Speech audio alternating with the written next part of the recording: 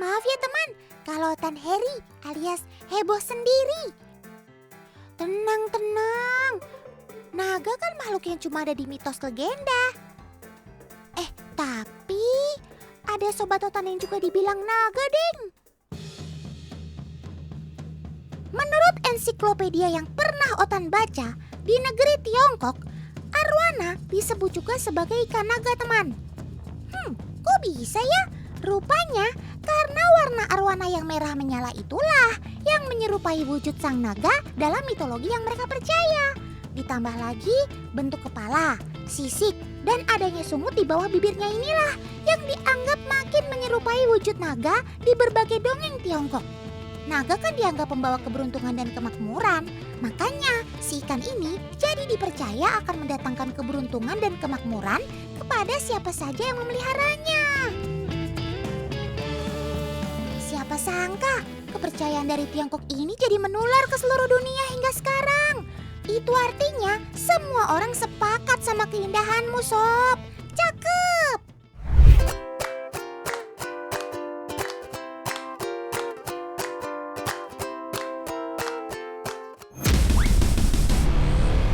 Apa itu?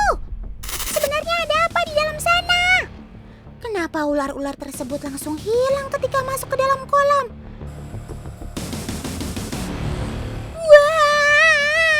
Ini kan salah satu ikan predator yang berasal dari Sungai Kapuas, Kalimantan Barat. Ya, benar. Dia adalah arwana. Sebagai primadona ikan hias, naluri berburunya sudah tidak diragukan lagi. Dia biasa memakan hewan-hewan kecil yang melewati daerah kekuasaannya. Ya, sifatnya memang teritorial.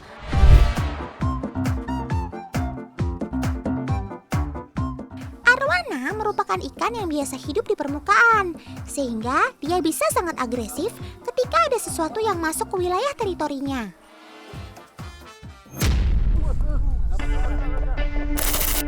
Arwana memang terkenal suka melompat, karena di alam liarnya mereka kadang suka menangkap serangga yang terbang di permukaan air. Otan jadi penasaran, kira-kira setinggi apa ya mereka bisa melompat? Oke deh, langsung kita uji coba saja ya.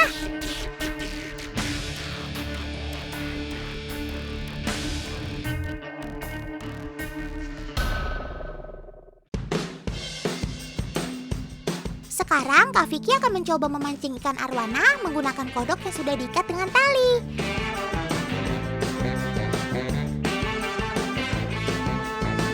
Kita gerak-gerakan seperti ini supaya mereka lebih tertarik. Ayo sob, dimakan umpannya. Jangan malu-malu. Hop, langsung disantap. Tinggi juga lompatanmu. Sekali lagi ya.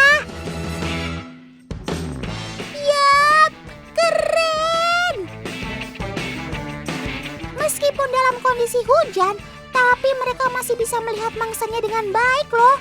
Padahal permukaan air kolam ketika hujan kan agak keruh dan terlalu banyak percikan air yang dapat mengganggu pandangan mereka. Otan salut deh sama kalian, sob. Ngomongin soal arwana, gak lengkap rasanya kalau kita nggak bahas ikan arwana super red. Ikan jenis ini merupakan ikan paling mahal di kalangannya loh. Bayangin aja, harga anakan super red saja paling murahnya sudah di angka jutaan rupiah. Bagaimana kalau yang sudah jadi seperti ini ya? Pasti harganya tinggi banget deh.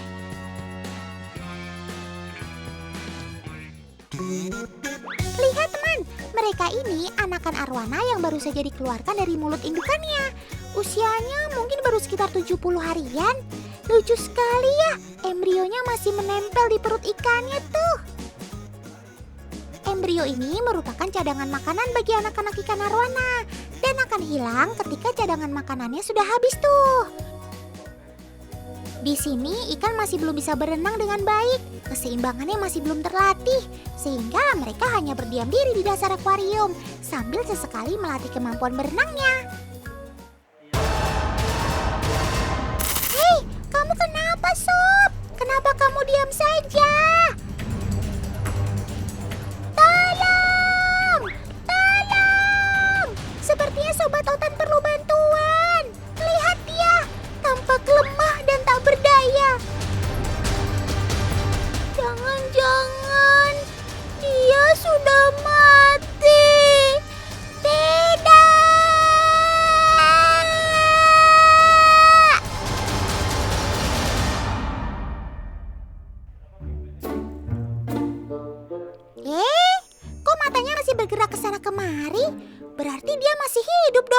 Syukurlah. Tapi, kenapa kamu terbalik seperti itu, Sob? Apa yang sebenarnya terjadi? Tunggu, Otan ingat-ingat. Oh, Otan ingat. Ini kan termasuk salah satu gangguan yang biasa diderita sama anak arwana. Hal ini terjadi karena mereka masih belum bisa mengontrol keseimbangan tubuhnya dengan baik. Tapi mereka masih bisa disembuhkan kok. Hanya saja butuh beberapa treatment sampai mereka bisa berenang seperti yang lainnya. Semangat ya Sob. Otan doakan kalian bisa melewati masa-masa sulit ini. 1, 2, 3, 4, 5, 6. Loh, kok bisa mereka hidup bersama tanpa saling menyerang satu sama lain? Seingat Otan, mereka bisa hidup berkoloni kalau dalam kolam atau akuariumnya terdapat lebih dari 8 ekor. Wah, wah, wah. Pasti ini ikan spesial deh. Jarang-jarang loh Otan melihat ikan arwana dalam jumlah seperti ini di akuarium. Dan lihat kondisinya, tubuh mereka juga masih mulus, tanpa ada sedikit pun luka. Sebenarnya memelihara arwana lebih dari satu di akuarium seperti ini bisa-bisa saja ya teman. Selain harus membiasakannya sejak dini, pastikan pakan yang mereka butuhkan juga tercukupi. Jangan sampai ada satu ekor ikan yang kekurangan makan dan membuat sifat alamiahnya bertahan hidup menjadi muncul. Selain itu, perhatikan juga luas kolam atau akuariumnya. Pastikan batasi ruang gerak mereka, sehingga mereka hafal dengan semua ikan yang ada di dalamnya. Oh, begitu toh. Berarti ada kemungkinan kita bisa hidup bareng ya, Sob.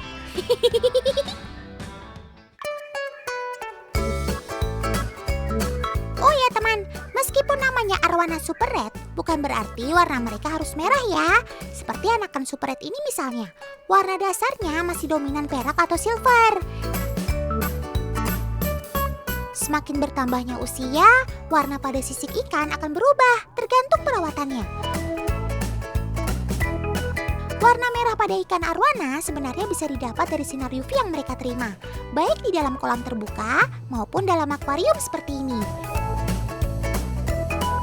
Proses ini namanya tanning. Sama seperti manusia, mereka juga harus rutin berjemur supaya mendapatkan warna kulit yang baik. Waktu yang dibutuhkan juga cukup lama loh. Nggak heran kalau harga arwana super red ini mahal ya teman. Teman, kalian pernah memperhatikan tubuh sobat Otan yang satu ini tidak? Benar, terdapat motif titik-titik di kedua sisi tubuhnya. Ternyata ini merupakan salah satu sensor yang dimiliki arwana untuk mengetahui ada apa saja di sekitarnya. Umumnya sensor ini membantu arwana agar tidak bersentuhan dengan benda tajam maupun keras yang dapat merusak keindahan tubuh dan keselamatannya tuh. Canggih bukan? Layaknya sensor yang ada pada kendaraan kalian yang ada di rumah. Selain arwana super red, di sini juga ada loh arwana yang unik dan pastinya jarang kalian temukan di tempat lain. Yap, ini dia arwana albino bengkok. Sesuai namanya, tubuh arwana yang satu ini tidak lurus seperti umumnya, alias bengkok. Salah satu penyebab tulang bengkok sebenarnya diakibatkan masuknya bakteri ke dalam tubuh ikan dan membuat pertumbuhan ikan jadi tidak normal. Namun ada juga loh yang memang sudah cacat dari lahir. Sungguh malangnya nasib kamu, Sob. Meskipun dibilang sakit, tapi jenis arwana yang satu ini ternyata banyak diburu orang loh. Dan harganya juga nggak kalah dengan jenis lainnya. Wah, wah, wah. Emang beda deh kalau sudah jadi primadonanya ikan hias air tawar. Apapun jenis dan bentukannya, harganya nggak pernah turun tuh. Kermaks, keren maksimal.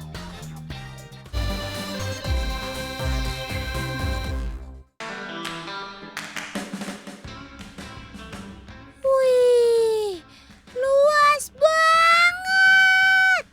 Teman di rumah ada yang bisa nebak nggak? Sekarang Otan ada di mana? Ayo. bilang Otan lagi mau ikut panen besar nih.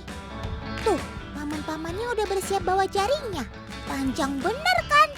Langsung masuk air, Paman. Jangan takut basah. Mereka memulai panennya dengan menggiring jaring dari pinggir tambak, teman. Nah, kalau lingkaran jaringnya sudah mulai mengecil seperti ini, siap-siap dan ciluk. Wah! Ini dia si udang Faname. Wah, banyak banget. Kalau soal panen udang begini, kecepatan adalah kuncinya, teman. Semakin cepat dipanen, kualitas udangnya jadi semakin maksimal.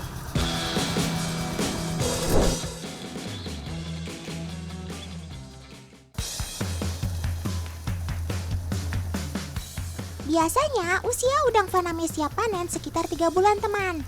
Nah, untuk udang yang layak jual, berat per ekornya antara 15 hingga 25 gram. Jadi dilarang diet ya, sob. Yap, udang jenis ini memang banyak dibudidayakan. Selain karena laju pertumbuhannya cepat, sobat Otan ini juga mudah beradaptasi dengan perubahan suhu. Keberlangsungan hidupnya pun jadi tinggi. Cakep. Lihat, teman, udang Faname yang dipanen kayak nggak habis-habis ya. Banyak bener. Maklum saja, teman, paman peternak udangnya baru saja memanen 59 ton. Luar biasa.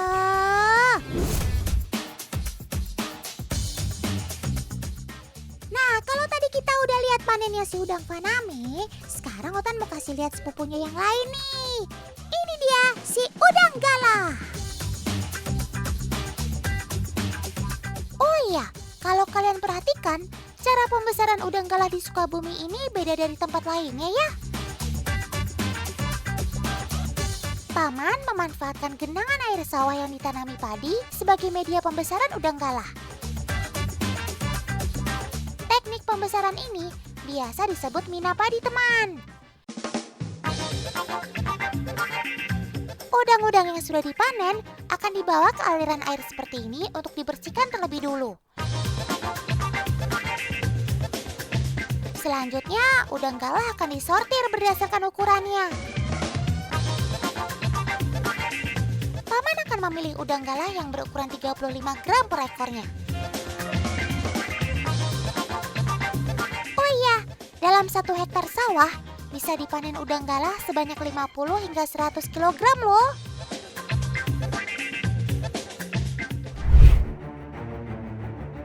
Wah, ada alien. Otan yakin deh kalau bentuknya aneh dan mencurigakan begitu, pasti beneran alien. Loh? Kamu tuh, Sob. Walah, Otan dikerjain Om Editor nih. Rupanya tadi di zoom sampai mentok gambar udang galahnya. Jadi yang Otan bilang alien tadi itu adalah organ si udang galah bernama pleopod.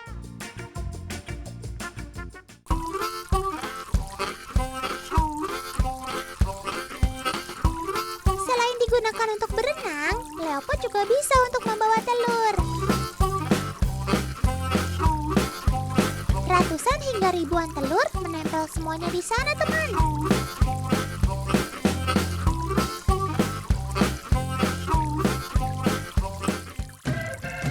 Teman, kalian tahu kenapa mama udang galah selalu menggerakkan pleopodnya itu?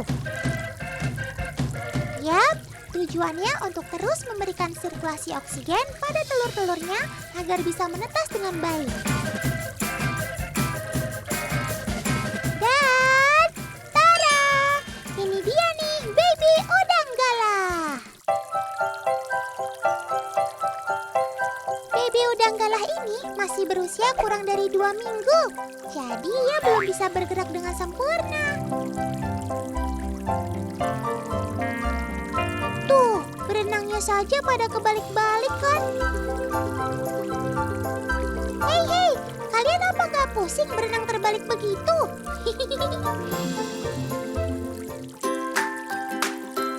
Nah, kalau yang ini baby udang galah yang sudah berusia hampir 1 bulan, teman.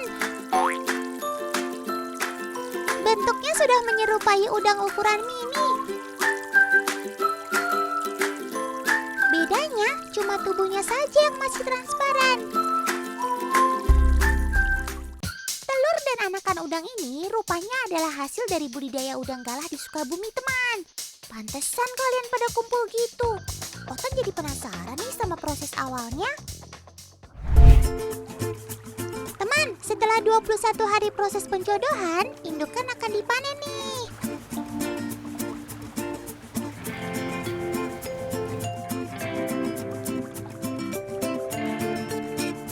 Seroknya pelan-pelan saja ya, Paman. Jangan sampai ada yang tersakiti.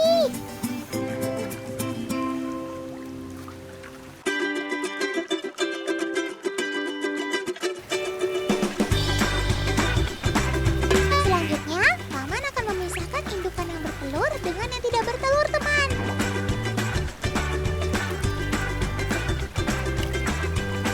Coba lihat, banyak banget ya telur-telurnya.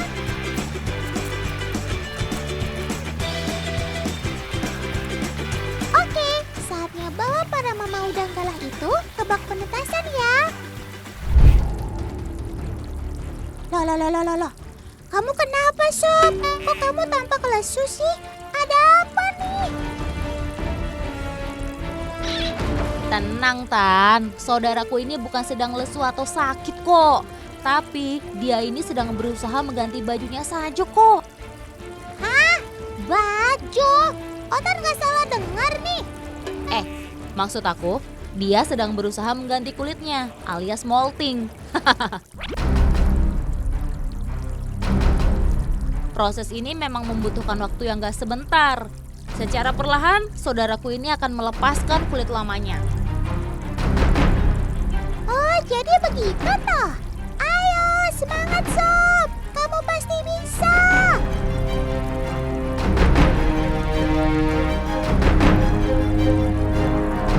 Ya, sedikit lagi. Dan, yeay! Akhirnya lepas juga kulit lamamu, Sob. Selamat ya, Sob.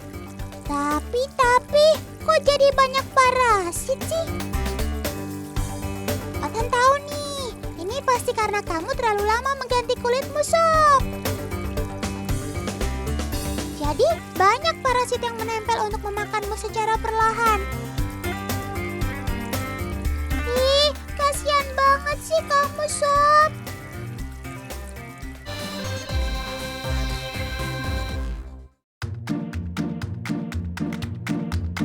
Wah. Kamu lagi pada ngapain sih, Sob? Kok gali-gali pasir begitu? Teman, kamu tahu nggak siapa sih sobat Otan yang satu ini? Aduh, bukan. Itu bukan ayam. Mereka adalah si burung gosong Filipina.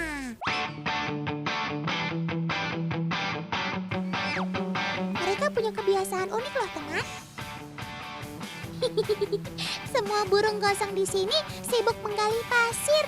Si gosong ini menggali pasir untuk meletakkan telur-telur mereka tadi.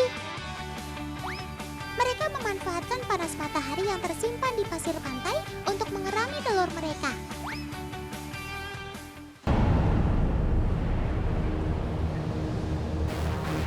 Tuh kan, galak juga dia. Tercatat ada 12 jenis burung gosong. 7 diantaranya tersebar luas di Indonesia.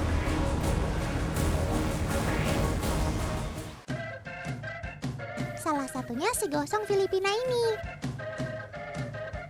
Meski namanya burung gosong Filipina, namun persebaran mereka sampai ke Malaysia dan Indonesia. Seperti di Pulau Siau yang memang berdekatan dengan Filipina. Walau sukanya menggali pasir, namun rumah si gosong bukan di sini, teman. Ia hanya menggali saat pagi dan sore ketika matahari tidak bersinar terik. Saat siang dan malam, mereka akan beristirahat di cabang-cabang pohon.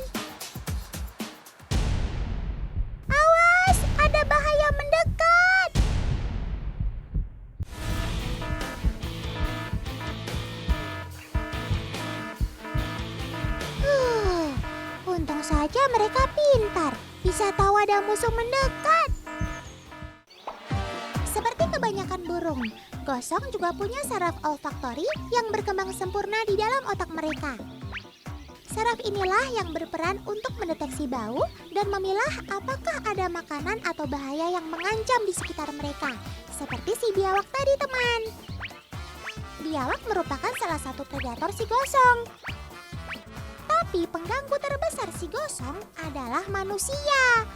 Populasi gosong terus menurun karena berkurangnya habitat, pengambilan telur dan perburuan, sehingga kini status gosong adalah terancam punah. Aduh, kasihan ya teman. Bantu Otan melestarikan mereka ya. Nah, ini dia. Yang belum kenal, Otan kenalin nih. Sobat Otan yang bergelar burung tapi nggak bisa terbang. Please welcome burung unta.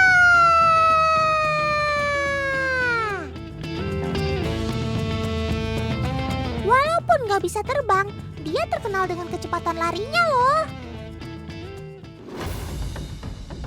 Loh, kok udah lari aja sih? Otan ketinggalan nih. Tunggu, Sob. Teman, kunci kecepatan burung unta terletak pada kelenturan tubuhnya. Otot-otot burung unta bisa menyimpan energi elastis 2 kali lipat dibandingkan manusia. Kecepatan berlari si kaki panjang ini juga nggak main-main loh. Bisa mencapai 70 km per jam. Saat berlari, kakinya menjadi tumpuan, sedangkan sayapnya ia gunakan sebagai alat kemudi dan keseimbangan.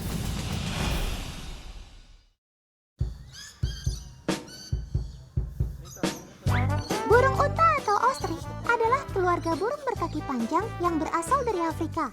Walau namanya burung dan memiliki sayap, tapi sobat Otan ini tidak bisa terbang, teman. Mereka bertahan hidup dengan sistem perlindungan diri yang baik. Salah satu bentuk pertahanan dirinya yaitu mengejar siapapun yang mengganggunya, seperti kakak kiper yang tadi.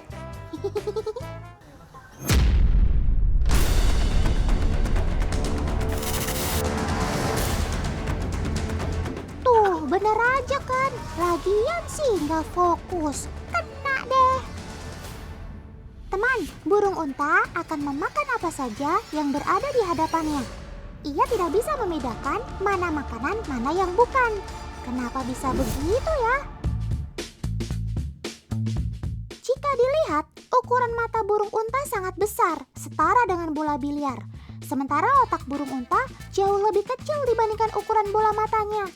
Jadi jangan heran kalau burung unta akan memakan apa saja yang berada di hadapannya.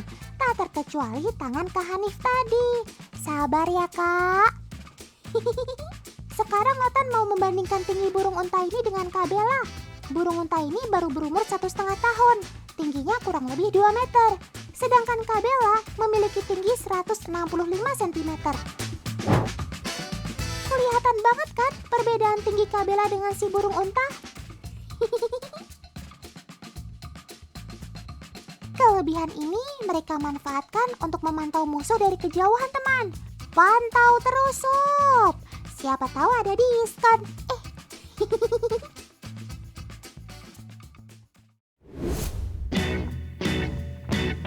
Loh, kamu ngapain, Sob? Kok seperti melakukan tarian sih? Betul, teman. Ini adalah tarian untuk menarik perhatian si betina. Nama kerennya mating dance.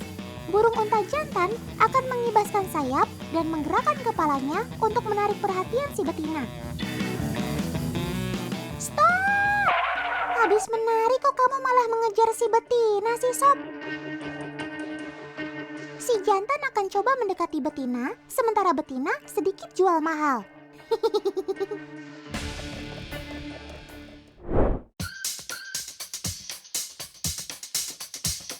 Nah, sekarang Otan mau lihat bagaimana reaksi si betina ketika melihat telurnya. Apakah ia akan mengerami atau malah cuek bebek? Mari kita tonton.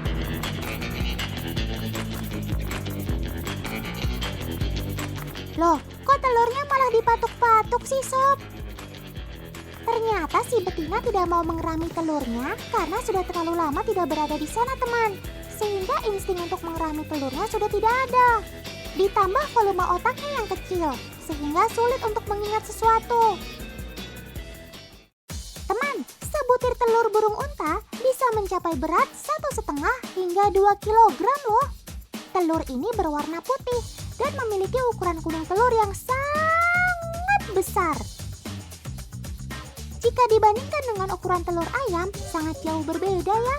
Berat satu telur burung unta sama dengan 25 butir telur ayam. Kalau begitu sih, satu telur bisa untuk makan satu RT nih kayaknya. Stop! Aduh. Ini lagi, datang kok kamu malah bikin keributan sih, Sob. Teman, kalian semua pasti tahu kan yang sedang berkelahi itu siapa? Hai Kalkun, kenapa sih berantem?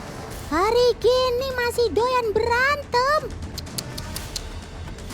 Ternyata adegan berkelahi itu dilakukan Kalkun jantan untuk menarik perhatian Kalkun betina.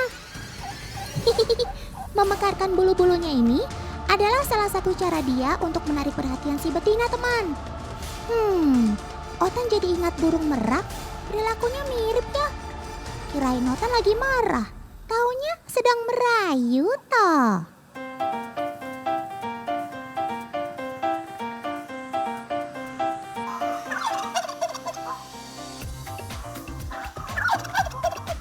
Kluk. Kalkun juga latahan, alias sangat terpancing bersuara kalau mendengar suara lainnya juga. Agen Otan memasang suara Kalkun. Apakah ia akan bersuara?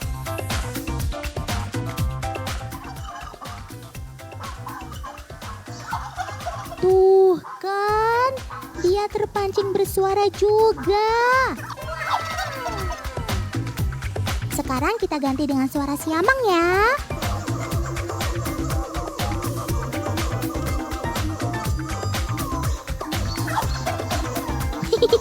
Ngikutin juga dia. Kamu gak bisa bersuara seperti siamang, Kun.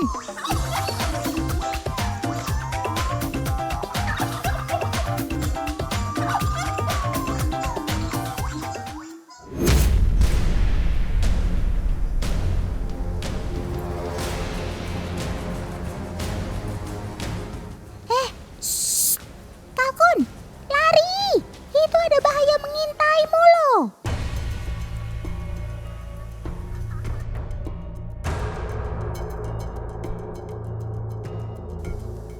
Teman, Kalkun termasuk hewan yang pemberani. Lihat saja, ada ular datang, dia bukannya lari, malah slow.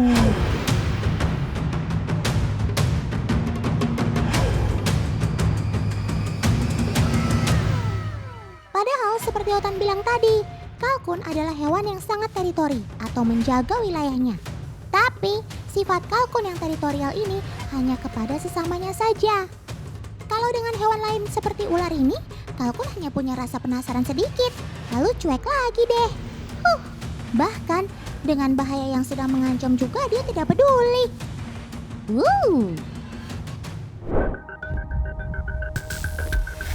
Meskipun lucu bin latahan begini, rupanya si Kalkun adalah hewan yang disakralkan oleh suku Maya, teman.